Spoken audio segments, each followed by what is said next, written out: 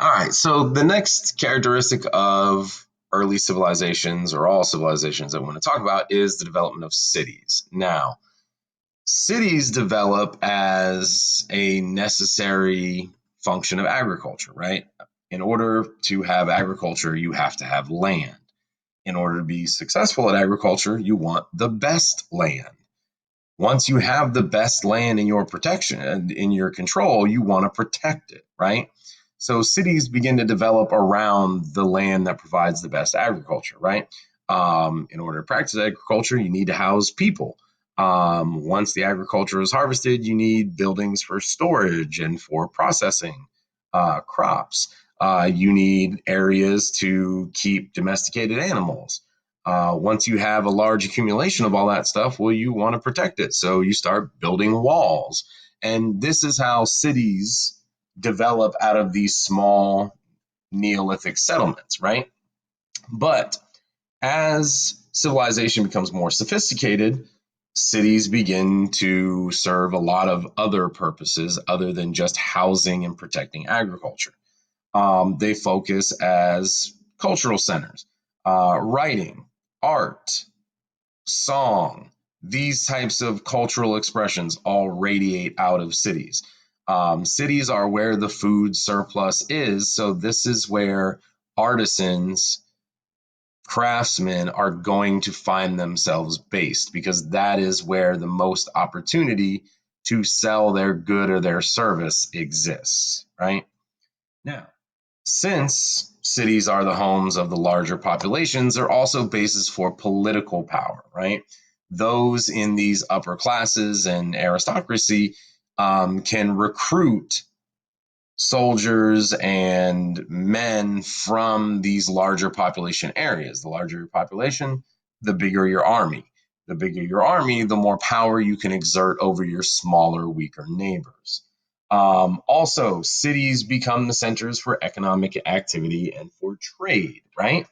Um, if you are a blacksmith or you are a weaver and you produce disposable goods to be sold to others, the best available place for you to sell those disposable goods is wherever the most potential customers are. And that's going to be in cities. So cities become hubs for economic activity and trade.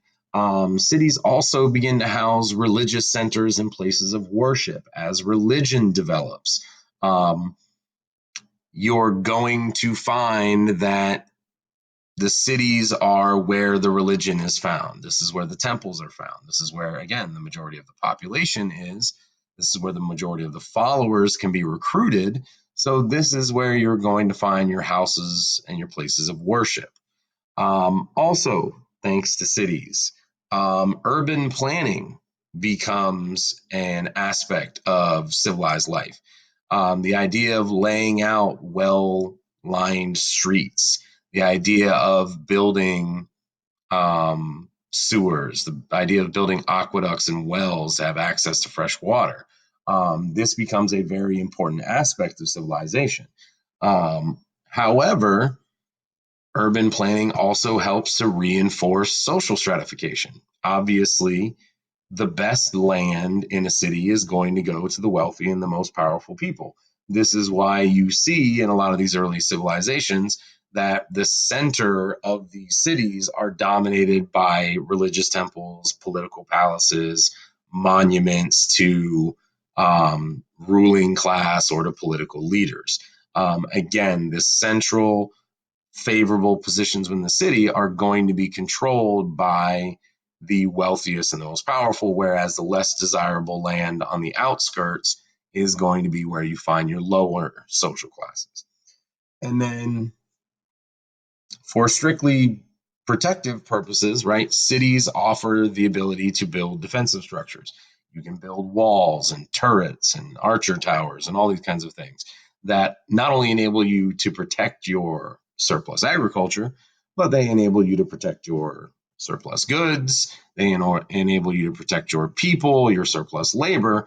And so they become essential to the development of these early civilizations. The bigger and the more powerful and grand your city is, the more people it attracts, the stronger your civilization becomes.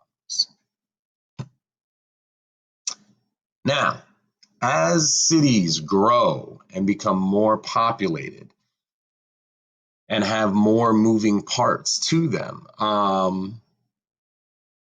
order must be maintained in some way, shape, or form. Disagreements are going to take place. Legal matters are going to evolve. Business transactions are going to need to take place. And in order to keep some semblance of order in all this, the aristocracy, the ruling classes, begin to develop codes of law that reflect the already existing social and religious norms. One of the best examples of this from an early civilization is the Babylonian code of law, known as the Code of Hammurabi. In Hammurabi's code, this is where you get the idea of an eye for an eye. However, that eye for an eye mentality only existed in terms of people who committed crimes against members of their own social class. Crime and punishment differed based on what social class you were in. If you committed a crime against someone of the same social class, the punishment tended not to be as harsh as if you committed that crime against someone of a higher social class. So, yes, codes of law and forms of government began to develop as cities grew, but those codes of law really just kind of set into stone already existing social practices, right? So, what about government and quote unquote the state is different in these early civilizations versus the past societies that we looked at, right? Like, why is the state something new as compared to a tribe or a chiefdom or some other form of ruling class that we had seen? And the main reason that this is different is because leadership in these early states is not based on kinship. It's not based on skill or talent like it was in Paleolithic groups, but generally it is based on wealth, it's based on power, it's based on social status, and in early civilizations, it's based on your connection to religion. Um, Almost all of these early forms of government are tightly connected with the religion. Government and religion serve each other. The government helps to promote religious faith and religious loyalty, while the religion helps to justify the power of the state. This person is in charge because the gods have chosen him, or this person is in charge because they are a god, right? And you see this theme multiple times throughout history. We'll talk about it again 10, 12 units down the line, right? During this period, the example that you're going to want to need to know in terms of having specific historical detail is the Mandate of Heaven from early Chinese civilization. Now, one of the other things about government and the state in this time period is that it is directly tied to the environment, okay? A ruler's power depended on their ability to maintain a productive environment, okay? Rulers, considering that they were also very closely tied to religion, were many times seen as having power over the environment. If there were times of abundance and crops were growing well and there was plenty of rainfall, right? Generally, the glory for that went to not only the gods, but also to the ruler of the civilization. And vice versa. When times were bad, generally rulers took the blame for it. So their ability to maintain a productive environment through building projects, through irrigation, through land management was a crucial key in them staying in power, right? States have risen and fallen numerous times um, based on their ability to keep their people fed and happy. Okay. Um, and in order to maintain that level of power, the ruling class within any of these states generally helps themselves by cultivating an elite aristocracy, right? Government officials, religious leaders, wealthy businessmen. And they cultivate these people by presenting them with gifts, land, money.